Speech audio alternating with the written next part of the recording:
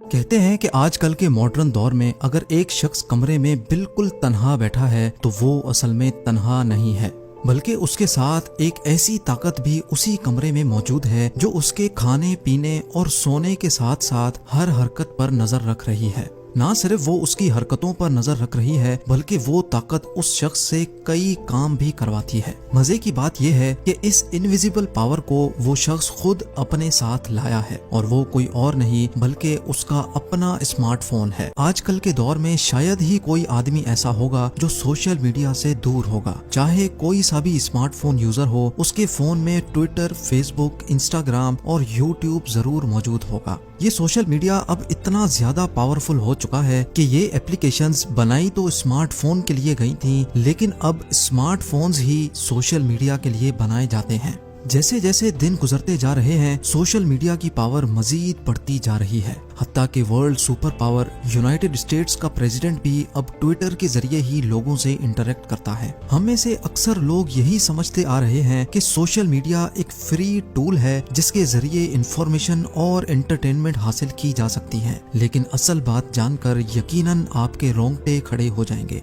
हम इंसान तो सोशल मीडिया को उनके नाम से जानते हैं, लेकिन क्या आपको मालूम है कि ये एप्लीकेशन आपको आपके नाम से नहीं बल्कि एक यूनिक नंबर से जानती है। उनके लिए हर इंसान की पहचान एक नंबर से रखी गई है जिसको अक्सर आईडी भी कहा जाता है। जैसे किसी जेल में कैदियों को एक नंबर से पुकारा जाता है, वैसे ही सोशल मीडिया भी एक जेल की मानिंद है जिसमें हर यूजर को एक यूनिक आईडी से पहचाना जाता है।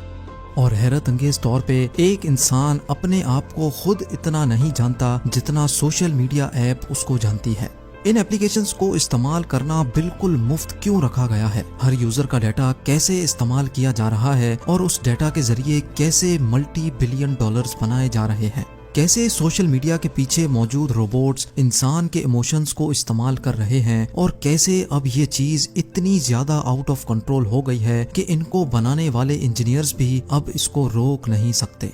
ये सब और इससे भी ज्यादा आप जान सकेंगे आज की इस वीडियो में। नंबर 1, सबसे पहले हम ये जानते हैं कि सोशल मीडिया एप्लीकेशंस इतनी एडिक्टिव कैसे बनाई जाती हैं। इन कंपनीज की बैकबोन ऐसे लोग होते हैं जो लोगों की अटेंशन अपनी तरफ डाइवर्ट करने के माहिर होते हैं और इनको अटेंशन इंजीनियर्स भी कहा जाता है। ये वही अटेंशन इंजीनियर्स होते हैं जो कैसीनोज में मुख्तलिफ गेम्स डिजाइन करते हैं। ये इंजीनियर्स इंसानी दिमाग से खेलकर एक ऐसा डिजाइन तैयार करते हैं जिसको एक बार इस्तेमाल करते ही इंसान को उसकी आदत या एडिक्शन होने लगती है। यानी इनका टारगेट होता है कि कुछ भी करना है लेकिन विजिटर को एप्लीकेशन बंद नहीं करने देनी। इंसानी फितरत है कि जब भी कोई हमारी तारीफ करता है तो हमें बहुत अच्छा लगता है। इंसान की इसी फितरत का फायदा उठाकर सोशल मीडिया पर लाइक, हार्ट या थम्स अप का ऑप्शन दिया गया है। जब भी हम अपनी पिक्चर किसी सोशल मीडिया प्लेटफॉर्म पर अपलोड करते हैं तो अपनी तारीफ देखने के लिए या फिर अपनी फोटो पर लोगों का रिएक्शन देखने के लिए हम बार बार फोन को उठाकर देखते हैं। अगर नहीं देखते तो हमें ये मैसेज करके बार बार उकसाया जाता है कि किसी ने आपकी फोटो को लाइक किया है। यानी जब हम अपने फोन से थोड़ा दूर होना चाहते हैं तो हमें एक खास प्लान के तहत वापस उसको उठाने पर उकसाया जाता है। लेकिन क्या आपने कभी ये बात नोटिस की है कि क्योंकि इंसान को अपनी बुराई सुनना बिल्कुल भी पसंद नहीं है, इसी वजह से आपको कई सोशल मीडिया प्लेटफॉर्म पर डिसलाइक या फिर हेट करने का ऑप्शन ही नहीं मिलेगा। जब हम सोशल मीडिया प्लेटफॉर्म्स इस्तेमाल कर रहे होते हैं तो हमें इस बात का जर्रा बराबर भी इल्म नहीं होता कि हमें एक प्लान के तहत प्रोग्राम किया जा रहा है। हमारे ना चाहते हुए भी हमें हमारे इंटरेस्ट की वीडियोस, फोटोज और इवेंट्स दिखाए जाते हैं। ये पूरी कोशिश की जाती है कि हम बस स्क्रॉल करते जाएं और वीडियोस देखते जाएं। इसके साथ साथ इंसान की नेचर ये भी है कि वो हमेशा खुद को दूसरे से कंपेयर करता है और खुद को ज्यादा अच्छा बनाने की कोशिश भी करता है। इसी वजह से खुद को मजीद स्टाइलिश दिखाने के लिए सोशल मीडिया पर फोटो फिल्टर्स इंट्रोड्यूस करवाए गए। यानी रियल वर्ल्ड में चाहे कोई कैसा भी हो, सोशल मीडिया पर बेइंतहा खुश दिखना चाहिए। जब हमारे फ्रेंड्स हमारी लाइफ का सिर्फ वही हिस्सा देखते हैं जिसको हमने फिल्टर्स लगा लगा कर अट्रैक्टिव बनाया होता है, तो वो लोग भी अपनी तारीफ सुनने के लिए हमसे भी ज्यादा अट्रैक्टिव फोटो लगाने की कोशिश करते हैं। बात अब यहाँ तक पहुँच चुकी है कि हम सिर्फ अपनी फोटो या वीडियो पर लाइक्स पाने के लिए ऐसे ऐसे एक्शंस करते हैं जो हम अपनी रियल लाइफ में करना अफोर्ड भी नहीं कर सकते। और ये सब कोई इत्तेफाक नहीं, बल्कि ये एक प्लान्ड प्रोग्राम है जो हमसे करवाया जा रहा है।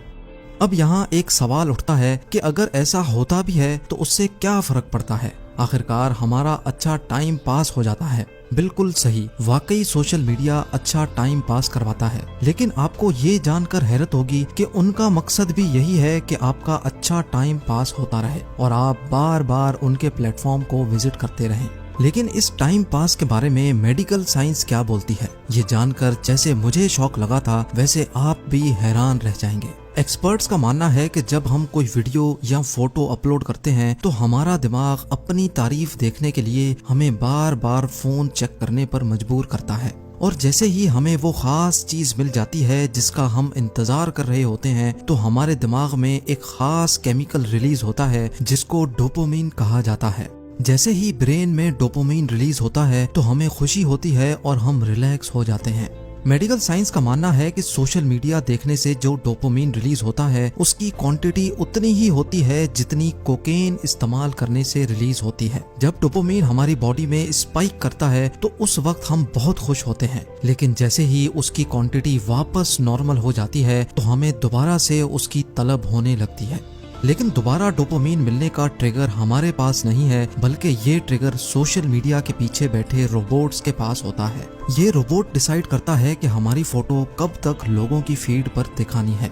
फोटो जब तक हमारे फ्रेंड्स की फीड पर रहेगी तब तक हमें लाइक्स मिलते रहेंगे और अल्टीमेटली हमें डोपामिन भी मिलता रहेगा, और जब हमारी फोटो फ्रेंड्स की फीड से हटा दी जाएगी तब हम वही डोपामिन हासिल करने के लिए एक नई फोटो नए फिल्टर्स के साथ अपलोड करेंगे, और ये सिलसिला ऐसे ही चलता रहेगा। यानी हम असल में एक ऐसे जेल में बंद हो चुके हैं जिसमें ना ही कोई सलाखें हैं और ना ही ऊंची ऊंची दीवारें, लेकिन हम करते वही हैं जो ये टेक कंपनीज हमसे करवाना चाहती हैं।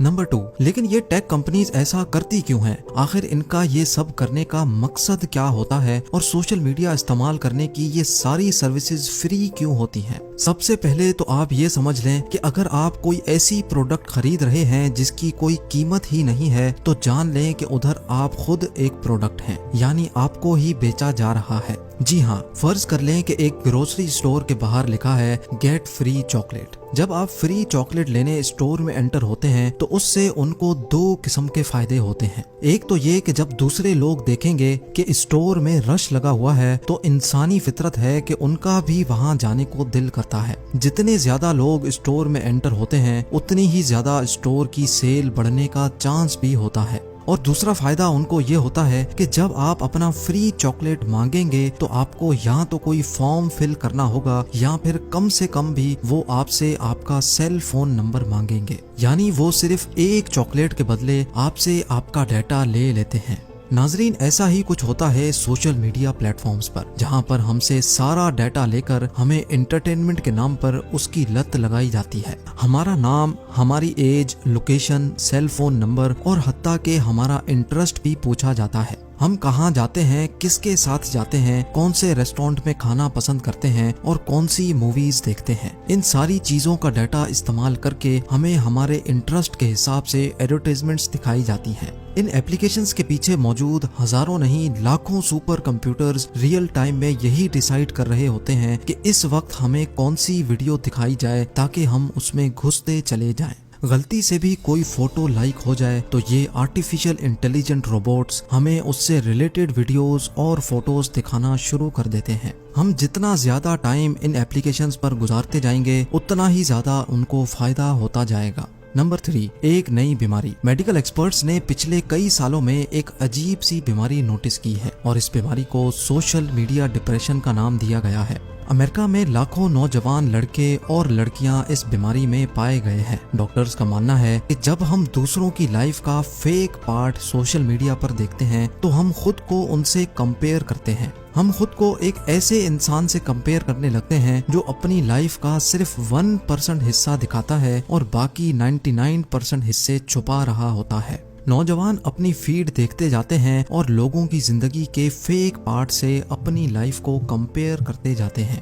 इससे उनको एंजाइटी डिसऑर्डर और डिप्रेशन जैसी बीमारियां बहुत छोटी एज में ही घेर लेती हैं। कई नौजवान जब ये सब बर्दाश्त नहीं कर पाते तो वो सुसाइड भी कर लेते हैं। क्या आपको मालूम है कि सोशल मीडिया के आने के बाद सिर्फ अमेरिका में सुसाइड का रेशो 151% बढ़ चुका है और जो मजीद बढ़ता चला जा रहा है।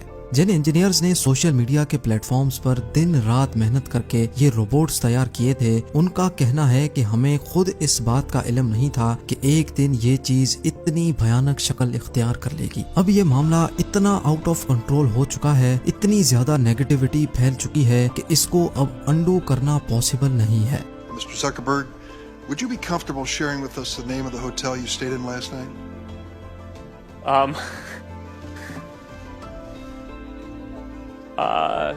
No. If you've messaged anybody this week, would you share with us the names of the people you've messaged? Senator, no, I would probably not choose to do that publicly here.